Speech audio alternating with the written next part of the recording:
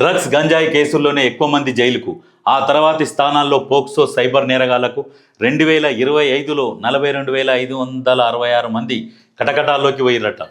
అయితే ఈ డ్రగ్స్ గంజాయి కేసులో ఎక్కువ మంది జైలుకు పోయారు. ఎందుకంటే ఈ సంస్కృతి మన దగ్గరికి 2014 నుంచి ఎక్కువైంది ఇది. ఎందుకంటే ఇప్పుడు ఎట్లుంటుంది అంటే పైన ఉన్నోడు సరిగ్గా మంచిగా సరే పోనీలే అని మనం కూడా వాడుతున్నాం, సరే వాడుకొని అన్నట్టు వదిలేస్తే అవి విచ్చలవిడిగా అయిపోయినాయి.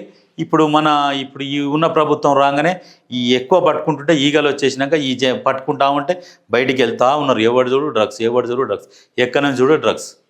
సంస్కృతి అట్లా తయారైపోయింది. కొంతమందికి అది తీసుకుంటేనే మాటలు వస్తాయి, ఆ టైప్ అయిపోయారు. అందుకని చాలామంది ప్రెస్ మీట్లలో కూడా మాట్లాడుతుంటారు, అది తీసుకొని వచ్చి మాట్లాడతారు. అంతకుముందేమో ఇది వేస్తే కొన్ని మాటలు వస్తాయి, ఈ డ్రగ్స్ తీసుకుంటే ఇంకొన్ని మాటలు వస్తాయి. అనర్గళంగా మాట్లాడవచ్చు సాయంత్రం దాకా. ఆ డ్రగ్స్ కేసులు ఎక్కువైపోయినాయి. డ్రగ్స్ తీసుకుంటే ఏమవుతుందంటే ఫస్ట్ యాక్టివ్గానే ఉంటుంది, మైండ్ మంచి యాక్టివ్గా ఉంటుంది, చురుకుగా పనిచేస్తుంది. కొద్ది రోజుల వరకు తొందరగా ఖరాబ్ అయిపోతుంది ఆ మైండ్ అనేది. కొద్ది రోజుల తర్వాత నీకు మొత్తం ఇక నీ ఆలోచన శక్తి, నీ మెమొరీ పవర్ తగ్గిస్తుంది. ఇక నీకు పని చేసుకోవాలనిపించదు. ఎంత అయితే హైప్గా పనిచేసిందో అంత స్పీడ్గా స్లో డౌన్ అయిపోతుంది. అందుకని అటువంటి వాటికి అలవాటు పడకండి, దూరం ఉండిరి. ఫస్ట్ మంచిగానే ఉంటుంది, మజా ఇస్తుంది, తర్వాతనే నేల నాకిస్తుంది. అందుకనే ఆలోచన చేసుకోవాలి. ఎందుకంటే ఈ కేసులు చూడు, ఎన్ని కేసులు అయినాయి. దీన్ని ప్రోత్సహించింది ఎవరు? అప్పుడు ప్రోత్సహించి మళ్ళీ రోడ్డు మీదకి వచ్చి ప్రెస్ మీట్లలో మాట్లాడతారు. ఏమైనా డ్రగ్స్ 12,000 డ్రగ్స్, 12,000 కోట్ల డ్రగ్స్ అట. ఎప్పటి నుంచి? 2014 నుంచి వాడు పెట్టి మంచిగా యథేచ్ఛగా నడిపిస్తున్నాడు ఉప్పల్లో. మొన్న దొరికిండు కదా అట్లా. ఎంత వాళ్ళదే. ఆ తర్వాత స్థానాల్లో పోక్సో, చిన్నపిల్లల మీద రేపులు చేసినోడు, పోక్సో చట్టాలు, నేరాలు శిక్షలు కఠినంగా ఉన్నప్పుడు ఇవన్నీ రావు. ఎందుకంటే మనిషికి ఫస్ట్ ఒక పని ఉండాలి, పని మీద బిజీగా ఉండాలి, ఎవడి పని ఆడు చేసుకుంటూ ఉండాలి. ఇవన్నీ ఏం చేస్తారంటే ఇవన్నీ అలవాటు చేసి పథకాలు ఉత్త కూర్చొని తింటుంటే 12 ఆలోచనలు వస్తాయి.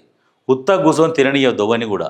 ఏదో పనిలో పెట్టాలి. అది ముసలోడైనా ముడిగోడైనా చేతనైన కాడికి కూర్చొని పని చేసే పని అప్ప చెప్పాలి ముసలోనికైనా.